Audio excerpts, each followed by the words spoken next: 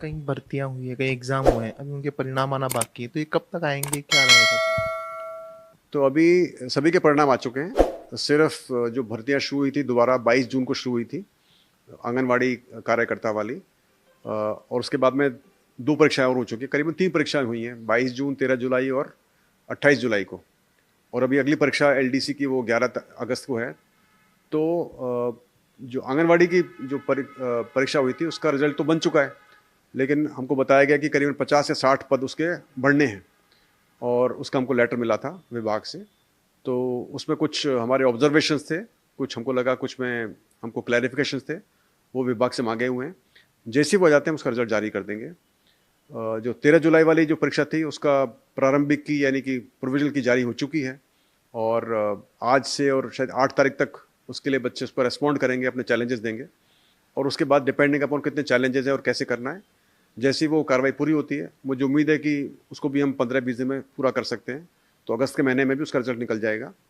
जो 28 जुलाई को परीक्षा हुई थी उसकी जो की है उसकी वैलिडेशन चल रही है और मुझे उम्मीद है कि उसके भी हम हफ्ते भर के अंदर उसका वैलिडेशन पूरा कर लेंगे और शायद नेक्स्ट हफ्ते के अंदर उसकी प्रारंभिक की हम जांच जारी कर देंगे।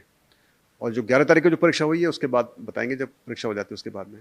परीक्षा होगी 11 तारीख की आने वाली जो भी एग्ज़ाम है, उसके लिए क्या रणनीति रहेगी? कैसा क्या? रणनीति तो जैसे पहले हमने बनाई हुई है वही चल रही है कि ताकि जो डमियों पर रस्सा कशी, हमारे जो लगाम कसी जाए और पेपर लीक का जो इशू है उसको भी हैंडल किया जाए।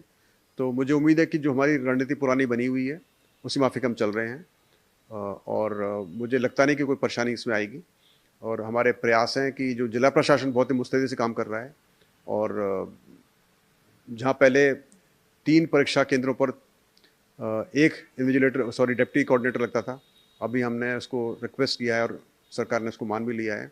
तो अभी एक परीक्षा केंद्र पर एक डिप्टी कोऑर्डिनेटर होता है, जिससे जो एक कुछ कमी थी जिसको मुझे लगता था, जिसकी वजह से कई बार कमियाँ रह जाती थी, वो पूरी हो जाएंगी।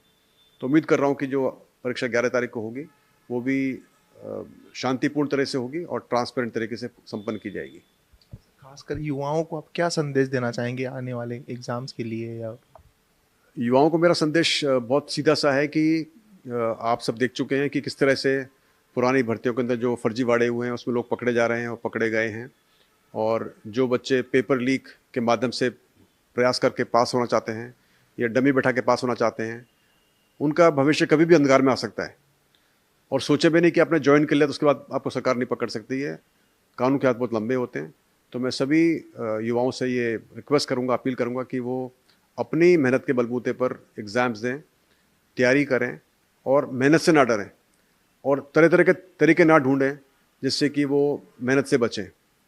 उदाहरण देना चाहूँगा मैं कि अब ये सीईटी की जो परीक्षा होगी जो कि 23 सितंबर से शुरू है, उसमें हमने प्रावधान रखा है नेगेटिव मार्किंग का, पहले नहीं होता था, अभी रखा है।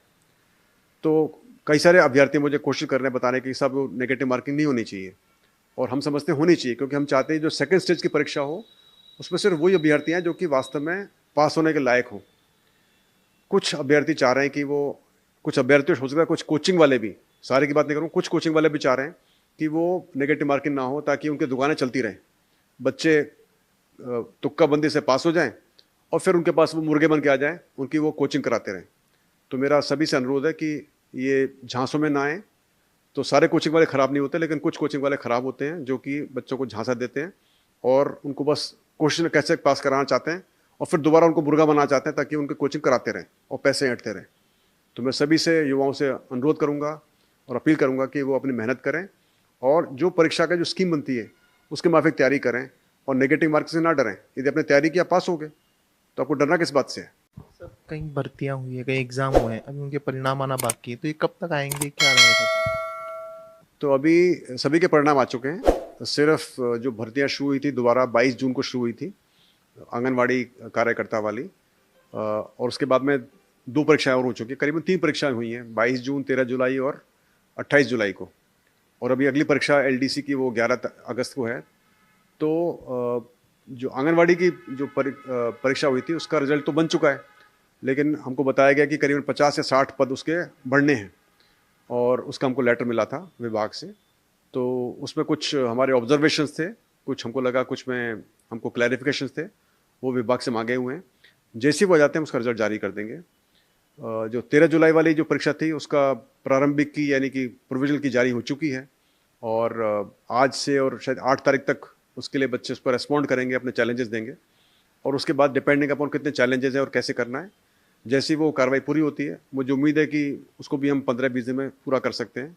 तो अगस्त के महीने में भी उसका रिजल्ट निकल जाएगा। जो 28 जुलाई को परीक्षा हुई थी उसकी जो की है उसकी वैलिडेशन चल रही है और मुझे उम्मीद है कि उसके भी हम हफ्ते भर के अंदर उसका वैलिडेशन पूरा कर लेंगे और शायद नेक्स्ट हफ्ते के अंदर उसकी प्रारंभिक की हम जांच जारी कर देंगे। और जो 11 तारीख को जो परीक्षा हुई है उसके बाद बताएंगे जब परीक्षा हो जाती है उसके बाद में। परीक्षा होगी 11 तारीख की आने वाली जो भी एग्जाम है उसके लिए क्या रणनीति रहेगी, कैसा क्या? रणनीति तो जैसे पहले हमने बनाई हुई है वही चल रही है कि ताकि जो डमियों पर रस्सा कशी हमारे जो लगाम कसी जाए और पेपर लीक का जो इशू है उसको भी हैंडल किया जाए।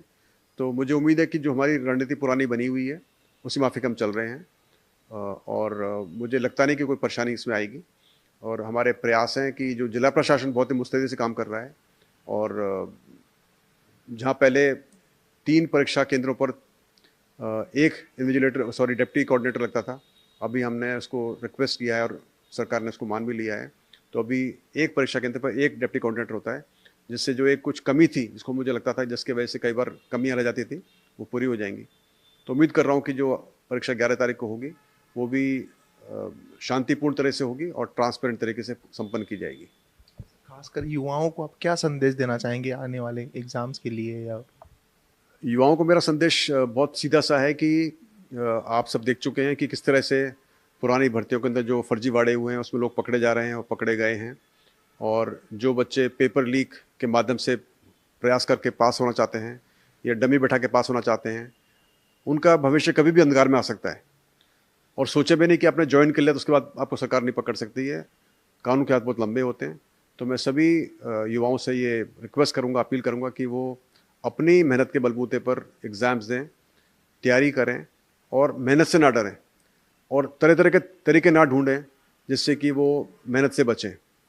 उदाहरण देना चाहूँगा मैं कि अब ये सीईटी की जो परीक्षा होगी जो कि 23 सितंबर से शुरू है, उसमें हमने प्रावधान रखा है नेगेटिव मार्किंग का। पहले नहीं होता था, अभी रखा है। तो कई सारे अभ्यर्थी मुझे कोशिश कर रहे हैं बताने की सब नेगेटिव मार्किंग नहीं होनी चाहिए और हम समझते हैं होनी चाहिए क्योंकि हम चाहते हैं जो सेकंड स्टेज की परीक्षा हो उसमें सिर्फ वही अभ्यर्थी हैं जो कि वास्तव में पास होने के लायक हों।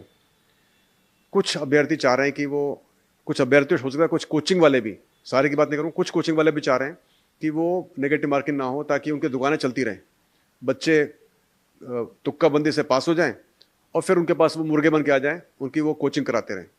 तो मेरा सभी से अनुरोध है कि ये झांसों में ना आए। तो सारे कोचिंग वाले ख़राब नहीं होते लेकिन कुछ कोचिंग वाले ख़राब होते हैं जो कि बच्चों को झांसा देते हैं और उनको बस कोशिश में कैसे पास कराना चाहते हैं और फिर दोबारा उनको मुर्गा बनाना चाहते हैं ताकि उनकी कोचिंग कराते रहें और पैसे ऐंठते रहें।